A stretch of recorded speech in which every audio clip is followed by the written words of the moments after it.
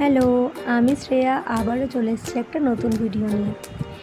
আমার ছোটো মাসি আমাকে কিছুদিন দিয়ে বলছিল যে পিৎজা কর, তাই সেদিন বাড়িতেই বানিয়ে ফেললাম পিৎজা।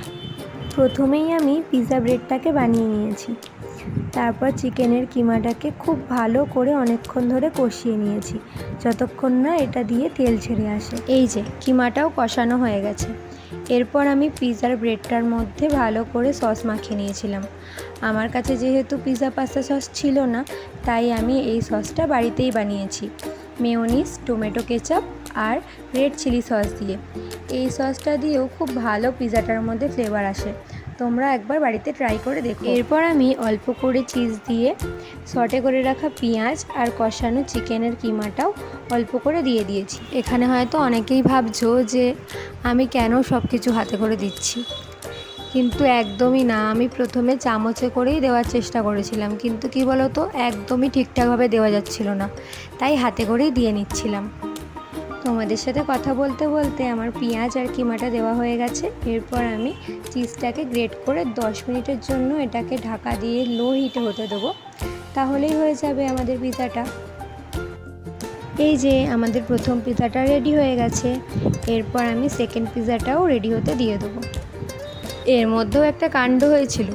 যখন আমি প্রথম পিৎজাটাকে হিটে দিয়ে সেকেন্ড পিৎজাটাকে রেডি করছিলাম, তখন একটু বেশিক্ষণ হিটে থাকার জন্য প্রথম পিৎজাটা হালকা হালকা ওপর দিক দিয়ে চিজগুলো পুড়ে গেছিল।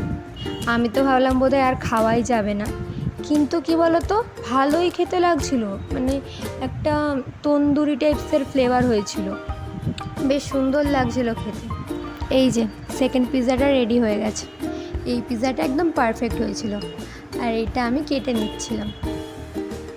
আর হ্যাঁ, তোমরা যারা ভাবছো এরকম পিৎজার কাটার কিনবে পিৎজা কাটার জন্য, আমি বলবো এগুলো না কিনে তোমরা পিৎজার যে নাইফগুলো পাওয়া যায় ওগুলো কেনো।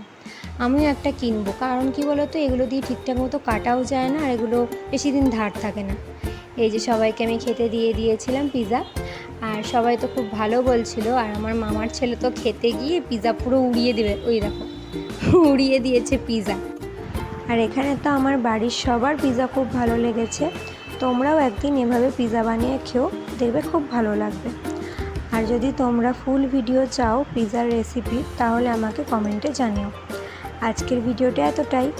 আর এই ভিডিওটা যদি তোমাদের ভালো লেগে থাকে তাহলে অবশ্যই একটা লাইক করে দিও, আর আমার চ্যানেলটাকে সাবস্ক্রাইব করতে ভুলো না। টাটা।